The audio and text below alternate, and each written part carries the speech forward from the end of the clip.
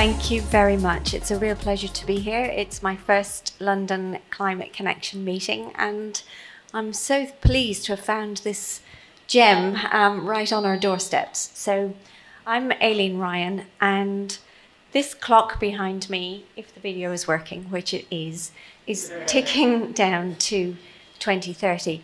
I actually have this clock as my screensaver on my laptop, and it serves as a very regular reminder of this mission that we are on at Preoptima to reduce the embodied carbon in new buildings that we're designing. The built environment actually turns out to be a huge lever for reducing our greenhouse gas emissions. Now, why is that? Well, did you know that we are building globally the equivalent of New York City, all 5 boroughs, every month? So just think about that for a moment. It's a staggering amount of new buildings that are being constructed all the time.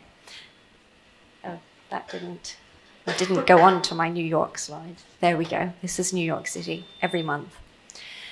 And the embodied carbon associated with those new buildings, so embodied carbon is the carbon just involved in the materials and the construction of the building. So before anyone heats or cools or lives in these buildings, the embodied carbon is set to consume 80% of the total carbon budget for, as Morris said, 1.5 or 2 degrees global warming by 2050, unless some really radical changes are made to how we design and construct our buildings.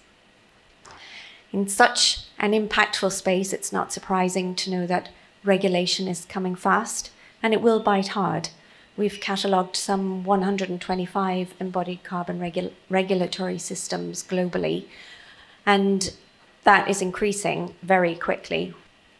Some jurisdictions also are moving even ahead of regulation. So, for example, in London, some of you will be aware of some very high-profile rejections of planning permission to construct and to demolish on embodied carbon grounds. That's been happening in the last 12 or 14 months, and that's really meaningful that this city and many other cities around the world are taking this challenge very seriously. In fact, the construction industry as a whole is very willing to and ready to take on this challenge, but they've been somewhat hamstrung by the lack of tools that help them to really understand the embodied carbon challenge and how to minimize embodied carbon in their buildings. You might be thinking, why do you need tools to reduce embodied carbon? Surely you just transition to maybe timber-based structural materials and, put triple glazing on your buildings so that you're using less energy to heat them. But it turns out that there's this equation, nothing as complicated as Morris's equation, but an equation which we call whole life cycle carbon analysis. And that's really what we work on at Preoptima, and how we are helping people in the built environment understand the total lifetime carbon impact of construction. So I want to dispel a few myths, few rules of thumb that we kind of believe are true, but in fact, once you run the maths, turn out not to be quite so true. The first one is that we believe, normal people like me, believe that reducing the energy costs to run our buildings is good for the environment. And it turns out, unfortunately, that can be true, but only if the whole life cycle carbon equation balances. And what I mean by that is I'd like to share an example. Triple glazing, for example, is much better for keeping our buildings warm or keeping our buildings cool, whichever it is that we want to do. However, the energy, the enormous amount of energy that is required to manufacture triple glazing actually means that in carbon terms, the payback between double glazing and triple glazing is, in this country, somewhere between 14 and 17 years. And in other countries where the carbon intensity of their energy grid is lower, the payback period is even way longer than that. So many of us think we're doing the right thing by looking at solutions like triple glazing.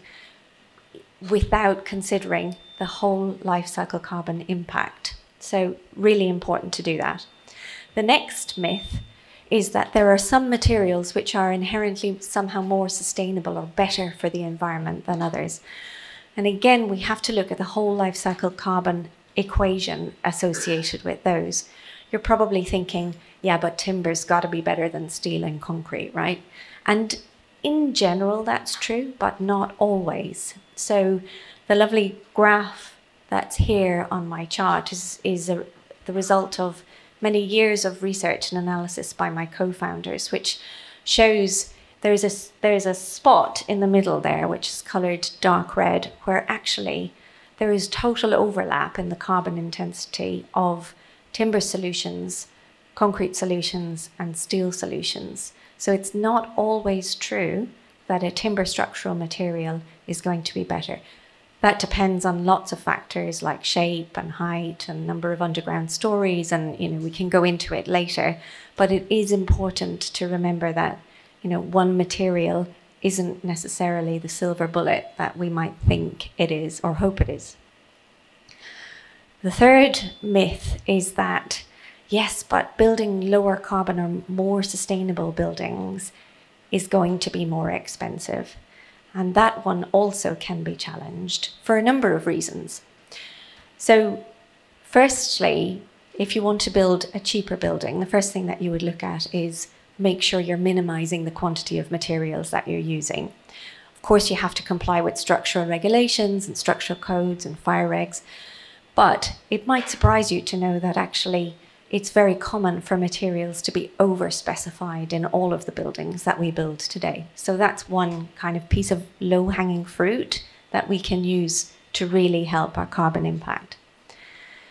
The second thing to look at is lower carbon intensity materials. So as I mentioned, looking at the whole life cycle carbon analysis of things like timber or steel or glazing, whatever materials you like to use, and making sure you're making the right choices. The third thing to look at is use innovative materials. So there are new construction materials coming online all the time. You'll have heard of lots of green concrete solutions or green cement solutions, etc. Lower carbon steel, lower carbon glazing solutions. And as those gain market adoption, you would expect that economies of scale will be achieved and the prices will go down. So using those innovative materials is definitely very helpful.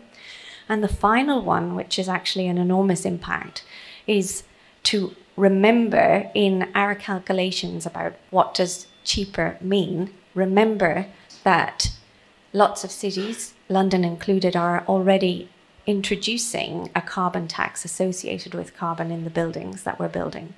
Southwark Council, for example, this statistic comes from them.